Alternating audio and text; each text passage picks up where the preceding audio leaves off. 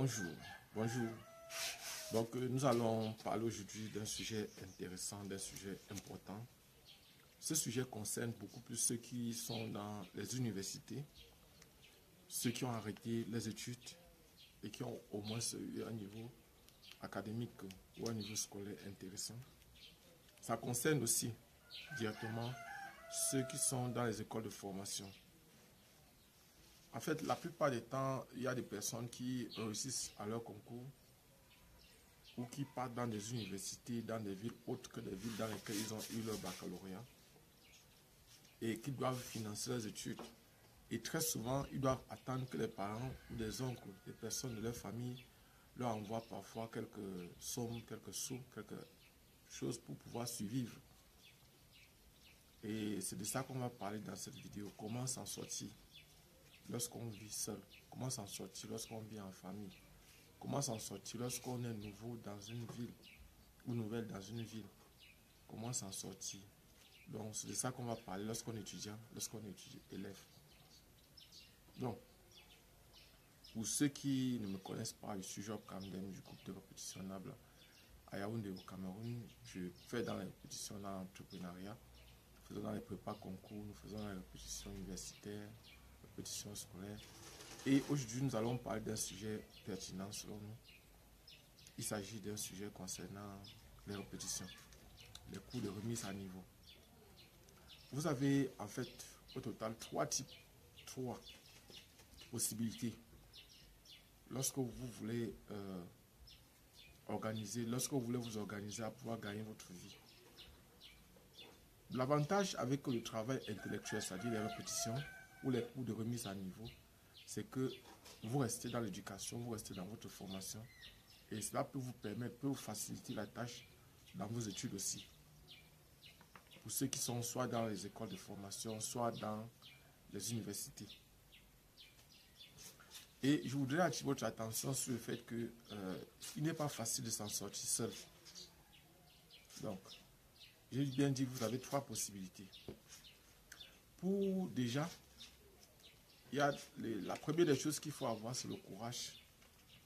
Il faut être suffisamment courageux et audacieux. Parce que je ne veux pas vous cacher, il n'y a rien d'évident. Parce que ça ne sera pas aussi évident que ça. Que ça soit, allez chercher ces répétitions-là. Que ça soit, faites votre premier cours.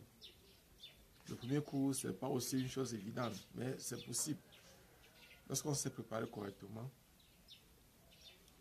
et peut-être que dans la suite, on verra comment peut-être organiser correctement son premier cours de répétition. Comment négocier dans une maison. Peut-être il faudra que, si ce genre de vidéo vous intéresse, faites-nous signe. Donc, nous sommes en train de dire qu'il y a trois possibilités. Vous avez trois possibilités. Soit vous vous organisez en groupe, c'est-à-dire vous faites un groupe complet. Vous pouvez vous associer entre vous les étudiants. Si vous êtes à l'université, vous pouvez vous associer. Il faut un mathématicien, une personne qui va donner les mathématiques, une personne au moins qui va donner la physique, une personne au moins qui va donner la chimie, une personne qui va donner peut-être la SVT ou l'informatique. C'est-à-dire les matières qui paraissent souvent les plus difficiles. Vous devez avoir surtout la mathématique, les physiques, la chimie. Vous devez avoir au moins un enseignant et une personne qui maîtrise quand même. Et s'il y a possibilité aussi, vous devez avoir une personne dans le groupe pour la communication. Cette personne peut vous être utile au départ. C'est-à-dire, si vous êtes dans la ville de Yaoundé ou de Douala, vous pouvez vous approcher des écoles qui forment les journalistes, documentalistes, ceux qui font dans les relations avec les organisations, tout ça comme ça. Donc, cette personne-là peut vous aider, peut vous faciliter la tâche pour avoir facilement vos répétitions. Parce que parfois, ce sont des fins stratèges. Comment attirer, par exemple, les étudiants, comment attirer les élèves dans votre groupe de répétition. Nous sommes en train de parler particulièrement des répétitions au niveau du lycée, au niveau du secondaire. Et pourquoi pas, même au niveau des universités, c'est facile. Je vous ai parlé de trois possibilités. Vous pouvez vous organiser en groupe.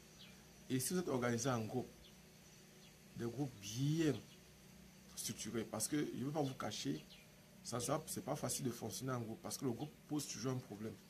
Dans un groupe, il y a toujours des leaders. Et la plupart du temps, dans le groupe, le véritable problème, c'est de pousser tout le monde à travailler de la même façon. Même niveau de travail. Parce qu'il y a toujours souvent des paresseux, des personnes qui ne font aucun effort, des personnes qui attendent que les autres travaillent pour profiter du travail. Et maintenant, il y a des personnes qui sont là et qui sont des vrais travailleurs, qui sont comme des locomotives qui vont amener le train à se déplacer. Donc, vous pouvez vous organiser dans un groupe contenant donc ce groupe possédant par exemple tous les enseignants nécessaires pour pouvoir travailler correctement. Aujourd'hui, on est à l'heure du numérique, c'est-à-dire vous pouvez avoir toutes les stratégies possibles. Vous pouvez aller sur YouTube, sur Google, chercher sur WhatsApp, chercher sur Facebook, chercher quelles sont les meilleures façons de faire un cours, comment préparer un cours, comment par exemple parler à une personne, comment convaincre, tout ça c'est sur Internet. Tout ça c'est sur YouTube, sur Facebook, sur WhatsApp, sur TikTok. Et je ne vais pas vous cacher, si vous êtes organisé, si vous vous organisez, de cette façon-là, vous allez mieux vous en sortir. Donc vous pouvez faire ça et répéter dans les gens, les enfants en groupe, c'est-à-dire organiser. Et là, par exemple, la stratégie consiste à aller dans une école primaire, à écrire une demande pour la salle, aller dans une école primaire proche des lycées, c'est-à-dire du lycée dans lequel vous voulez travailler, très proche même, et demander une salle au directeur de cette école-là. Et je vous demande, évitez autant que possible les collèges privés. Évitez autant que possible de demander les salles dans les collèges privés. Et je veux attirer votre attention aussi sur le fait que pendant que vous êtes en train de demander la salle, vous allez faire peur, par exemple, aux dirigeants de ces établissements-là. Si ce ne sont pas des personnes courageuses, ça ne sera pas facile pour elles de vous donner la salle. Parce qu'elles auront peur. Elles ont peur parce que l'équipe peut avoir un incident dans leur salle pendant que vous êtes en train de travailler. Mais la plupart du temps, les maîtres d'école primaire, les directeurs d'école primaire sont souvent très compréhensifs. Donc, vous allez faire une demande, vous allez aller voir. Ce qui est sûr, c'est que ça ne sera pas gratuit. Vous n'allez pas le faire gratuitement. Et maintenant, vous devez savoir une chose, c'est que vous avez deux stratégies donc, pour travailler avec les élèves. Arrangez-vous toujours pour que les parents soient informés. C'est-à-dire, ce sont les parents qui doivent donner l'autorisation. Les parents doivent signer une lettre et mettre leur numéro de téléphone pour vous assurer. Vous devez appeler chaque parent avec lequel vous allez travailler, des enfants avec lesquels vous allez travailler. Et la stratégie va consister donc maintenant, pour ceux qui vont travailler en groupe, ou si vous acceptez donc cette stratégie du travail en groupe, c'est de faire des communiqués, aller dans les établissements, négocier avec le surveillant général, le proviseur ou le censeur ou un des censeurs pour pouvoir parler aux élèves. Et vous devez vous préparer votre speech. Ce n'est pas un truc où vous devez seulement dire aux gens que bonjour, je suis venu, je voudrais faire les répétitions. Ceux qui sont chauds pour faire les répétitions, venez travailler avec moi. Ce n'est pas comme ça qu'on parle. Parce que la plupart du temps, vous devez créer le désir, vous devez créer l'envie. Vous devez faire en sorte que l'élève qui ne veut pas faire les répétitions avec vous se sente mal à l'aise. Qu'il sente que votre groupe est le meilleur. Même si vous n'avez pas encore travaillé avec lui. Donc vous devez préparer correctement votre speech. Que vous venez de la fac, que vous venez d'une école de formation, si vous venez parler simplement comme ça, vous n'allez pas gagner. Vous n'allez pas avoir personne. Donc vous devez préparer correctement votre speech. Vous devez aussi faire en sorte que vos fiches, et vous pouvez leur donner même, en venant, ça sont des stratégies toujours pour commencer vos répétitions. Vous pouvez faire des fiches de mathématiques et mettre des exercices pour renseigner d'abord au préalable sur les premiers chapitres que les établissements dans lesquels vous êtes passés ont commencé. Par exemple en mathématiques, en physique, en chimie.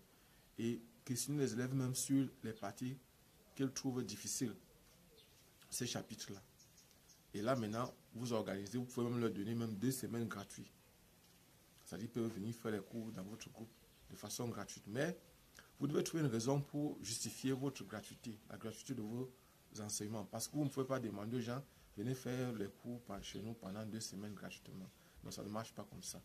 Dites-leur par exemple que bon, vous fêtez votre 2e anniversaire, c'est votre 2e ou votre 3e anniversaire. Et pour cela, vous avez décidé par exemple de les offrir de façon gratuite 2 semaines. Et pendant lesquelles ils vont juger votre niveau, ils vont juger vos capacités à pouvoir travailler avec eux. Ça sont des stratégies. Et je parle comme ça. Ce n'est pas seulement pour ceux qui sont au Cameroun, pour ceux qui sont partout dans le monde. Vous pouvez vous organiser et travailler, peu importe le pays, peu importe la ville, peu importe la région dans laquelle vous vous trouvez. Vous pouvez vous organiser pour pouvoir mieux vous en sortir. Vous savez par exemple que Louis Pasteur, l'homme qui a découvert le français, qui a découvert le micro, a fait les répétitions pour pouvoir financer ses études. Il y a beaucoup d'autorités au niveau du Cameroun, au niveau du monde, qui ont financé les études grâce aux répétitions, grâce au cours de remise à niveau. Donc il ne faut pas penser que peut-être vous êtes les premiers ou les derniers. Non, non, non. Tout le monde, la majorité des gens passent par là. Moi, j'ai fait ça. Donc, et je continue à faire, bien sûr. Donc, je suis en train de dire que vous vous organisez, donc vous allez donc aller dans les lycées, ou le proviseur, le censeur ou le surveillant général, vous demandez, parce qu'avant ça, vous devez avoir préparé vos prospectus sur lesquels vous avez mis le débit de répétition, le lieu, votre numéro de téléphone. Ça va dépendre de vous maintenant par rapport au cours. Vous n'êtes pas obligé de mettre le prix.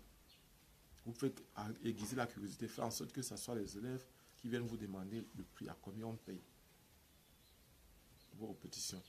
Et là, par exemple, j'ai bien précisé que vous avez deux possibilités, deux éventualités. Vous pouvez demander à ce qu'on paye le mois, ou bien encore on paye la séance. Bon, vous devez chercher si vous voulez, par exemple, avoir le plus grand nombre, vous avez aussi le choix entre chercher des personnes qui ont suffisamment les moyens pour payer. Et là, vous devez élever le taux et, par exemple, diminuer le nombre de personnes qui vont dans vos groupes de répétition. Et chercher maintenant des salles, pas n'importe où, pas dans n'importe quelle sorte d'école primaire. Des écoles primaires où il y a un haut standing. Mais si c'est que vous voulez le vrac, vous voulez travailler avec le plus grand nombre, vous voulez aussi aider. Alors là, par exemple, vous pouvez vous décider de mettre les prix très bas. Je prends un exemple simple. En cas de troisième, vous pouvez vous décider de prendre 3000 francs, sachant que vous pouvez vous retrouver facilement avec 40, 50 élèves en cas de troisième dans une salle. Et là, vous devez avoir les enseignants efficaces, performants, qui convainquent par la qualité du travail. Vous devez savoir que aujourd'hui sur Internet, vous pouvez apprendre les techniques pour enseigner. Techniques d'enseignement, c'est possible de les connaître grâce à YouTube, grâce à Facebook, grâce à WhatsApp, grâce à Google, grâce à TikTok. C'est bien possible. Donc, ça c'était une possibilité. Lorsque vous avez convaincu les enfants, et avant ça, avant même d'aller au lycée, j'ai pris bien précisé, vous devez être sûr que vous avez déjà le lieu où vous allez faire vos cours de répétition. Vous allez négocier dans une école primaire, surtout publique, parce que les privés dérangent souvent. Maintenant, ayant négocié, vous avez l'accord du proviseur, du directeur, et peut-être même vous avez déposé une demande et qui vous a donné son accord sous forme écrite ou verbale. Maintenant, vous faites donc vous communiquer votre prospectus en inscrivant le lieu là-dessus. Et vous devez vous organiser lorsque vous avez, par exemple, rencontré les élèves, vous avez dialogué avec ces élèves-là, vous devez vous arranger à maintenant choisir un jour où vous êtes sûr que, parce que n'oubliez pas que vous serez combattu.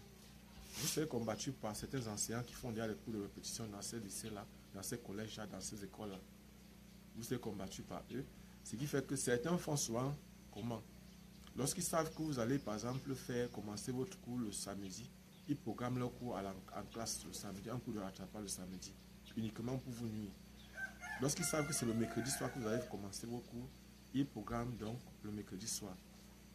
Cela fait que vous avez la possibilité donc maintenant de vous entendre parfois avec certains enseignants qui vont les feinter, c'est-à-dire qui vont programmer un cours et qui vont déprogrammer à la dernière minute. C'est-à-dire vous allez faire par exemple des stratégies. Nous, on l'a utilisé à plusieurs reprises parce qu'on avait l'impression que certains enseignants nous combattaient. C'est-à-dire ils ne programmaient que lorsqu'ils avaient vu, ils programmaient les cours de rattrapage uniquement lorsque on voulait commencer.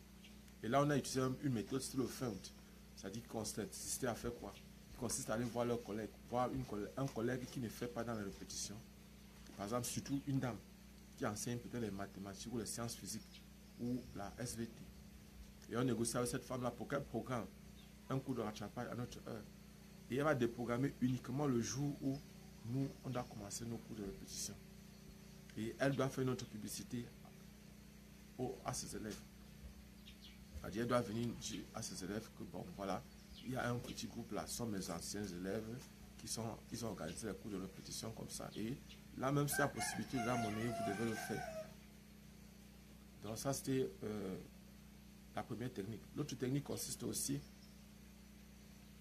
à négocier avec, par exemple, un des enseignants pour qu'il puisse être actionné dans votre groupe, c'est-à-dire qu'il puisse participer. Son rôle, ça sera de convaincre. Il est là pour rassurer les élèves, pour leur dire, c'est notre groupe, c'est nous qui travaillons avec les élèves, mais faites attention parce que c'est lui qui prend l'argent des élèves, vous n'allez rien voir. Parce qu'à tout moment, il peut vous chasser. Dans la mesure où il peut vous discréditer. Il peut dire aux élèves, vous n'avez aucun niveau, vous n'avez aucune compétence. Il peut casser votre morale, casser, faire en sorte que aucun élève même ne vienne dans son groupe. Et punir même ces élèves qui vont venir dans votre groupe. Les gens sont parfois méchants, mais c'est comme ça. Donc, ça c'était une possibilité. Maintenant, l'autre possibilité consiste à demander aux élèves de payer la séance. Il faut organiser les séances. Vous leur dites par exemple, une séance de 2 heures de temps coûte peut-être 500 francs. Une séance de 2 heures. À l'université, nous on prend 200 francs par séance, par élève ou par étudiant. Par étudiant, on prend 200 francs pour une séance de 2 heures, c'est-à-dire 100 francs l'heure. Et parfois, on se retrouve avec 30 étudiants, 60 étudiants, 100 étudiants parfois. Donc, vous voyez, vous faites négliger, mais dans le fond, ce n'est pas négligeable. Parce que imaginez un instant que vous vous retrouvez peut-être avec, peut-être, supposons, 30 élèves. Les 30 élèves payent 200.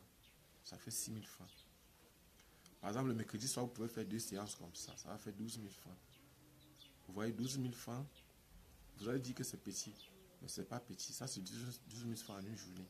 Et là, maintenant, le samedi peut-être et le dimanche. Peut-être le samedi, vous organisez encore.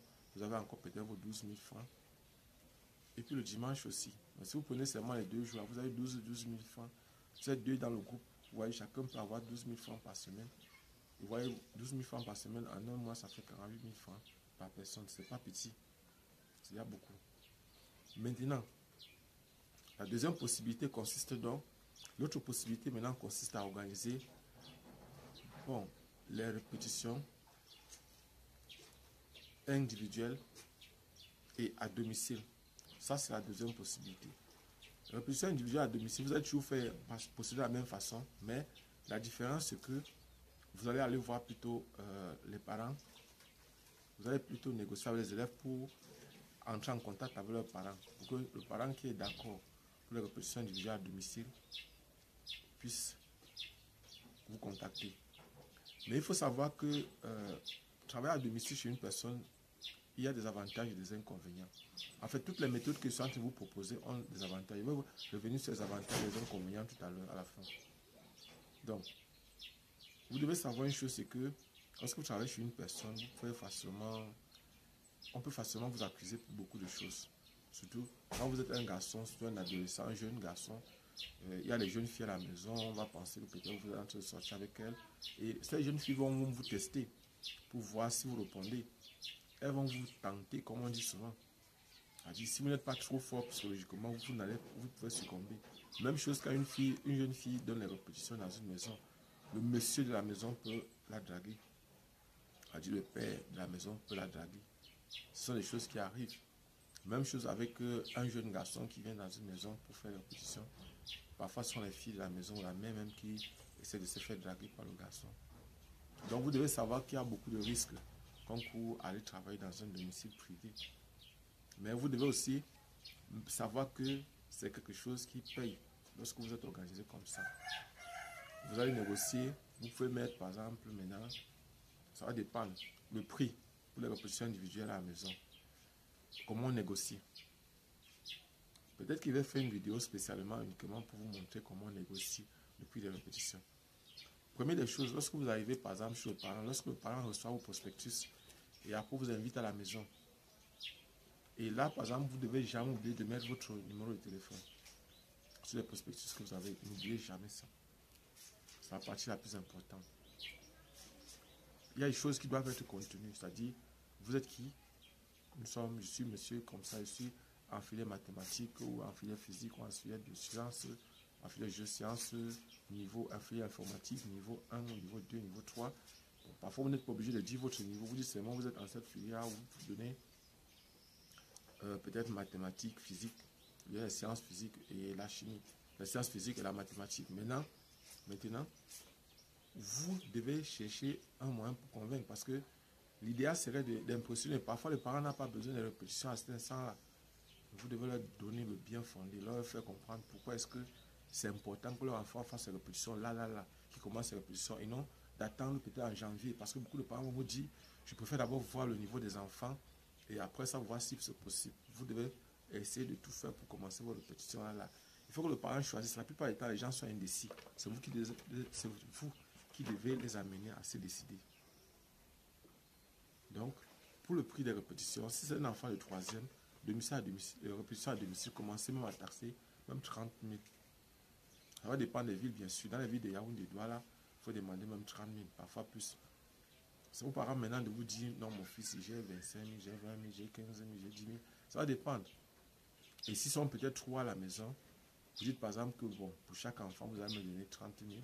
Mais si vous, comme ils sont 3, bon, vous discutez, peut-être ça s'arrête à 40 000 ou à 30 000, ça ne dérange pas. Vous pouvez travailler avec les enfants. Étant donné que vous avez pris le même taxi, vous avez travaillé aux mêmes heures, vous donnez le devoir à celui-ci, pendant que l'autre fait, vous expliquez à l'autre, ainsi de suite, ainsi de suite. On verra ça dans une autre vidéo, les stratégies, lorsqu'on est déjà en train de répéter. Donc, maintenant, un autre type de répétition, c'est toujours, c'est-à-dire, 3e type de répétition, c'est que vous partagez le prospectus, vous distribuez le prospectus aux étudiants, mais maintenant, aux élèves, maintenant, ce que vous faites, c'est plutôt que vous cherchez une salle, comme dans le premier cas, dans laquelle vous allez travailler avec les élèves. C'est-à-dire, vous pouvez mettre vos élèves dans une salle de classe, au lieu de travailler à domicile, vous organisez des jours. Vous organisez des jours pendant lesquels vous travaillez avec les élèves. Et là, par exemple, bonjour. Et là, par exemple, maintenant, comme vous travaillez avec ces élèves-là, vous avez une salle dans laquelle vous travaillez avec ces élèves. C'est un avantage aussi. Ça, c'est vous jumelez les deux premiers types. C'est-à-dire, vous avez une salle que vous avez louée, vous ne travaillez pas à domicile. Maintenant, vous ne travaillez pas avec un seul élève comme à domicile. Vous travaillez avec plusieurs élèves dans la même salle. Vous les dispersez dans la salle. Et là, chaque fois qu'il faut utiliser le tableau, vous expliquez à celui qui est concerné. En dehors de ça, vous expliquez sur la feuille, c'est-à-dire dans le cahier de la personne qui est en train de travailler. Chaque fois que vous êtes en train de donner le devoir. Là, c'est un travail de proximité que vous faites. Ça sont les différentes techniques qu'on utilise au niveau du Cameroun pour faire les répétitions que nous avons utilisées, que nous utilisons encore. Donc, en fait, cette vidéo, vous la voyez, elle est déjà bien longue. Ce qu'elle veut dire, c'est que quoi? C'est que ce sont les enfants les premiers et terminales pour les répétitions techniques. C'est que le prix, prenez même 50 000. Un élève de premier au terminal. Mais ce qui est sûr, si on discute, on vous donne même 20 000, 25 000, 30 000, vous prenez. Et vous devez avoir comme ça 2 répétitions au maximum. C'est-à-dire, si vous êtes étudiant et que vous avez par exemple vos 30 000 francs par mois, en dehors de ce que les parents vous envoient ou des oncles vous envoient. Et le conseil que vous donne, c'est toujours de chercher à voir parce que vous savez, les parents ne peuvent pas tout vous donner. Et il y a des mois où les parents auront les problèmes. Les parents auront les difficultés pour vous envoyer de l'argent. Or, lorsque vous avez à trouver un moyen comme ça pour gagner un peu d'argent pendant que vous êtes en train de fréquenter, ça va vous permettre de résoudre beaucoup de problèmes. Pardon. De ne pas être à la merci des parents, c'est-à-dire de ne pas être sous l'effet du manque de moyens des parents ou des moyens des parents. Donc voilà par exemple comment vous pouvez faire. On va faire une autre vidéo où on va entrer en profondeur. Donc s'il y a des personnes qui veulent faire la personne, ne vous attendez pas à ce qu'on tienne vos mains et c'est vous qui devez prendre votre courage à 2 mains et aller vers les parents, aller vers les établissements, vous organiser correctement, soit en groupe, soit de façon individuelle. Ça va dépendre de vous. Abonnez-vous, partagez au maximum possible. On se voit dans une prochaine vidéo. Et je ne sais pas, nous sommes déjà 3200, plus de 50 abonnés. Mais on a l'impression qu'il n'y a que 10% des personnes qui voient nos vidéos qui sont abonnées. 10%.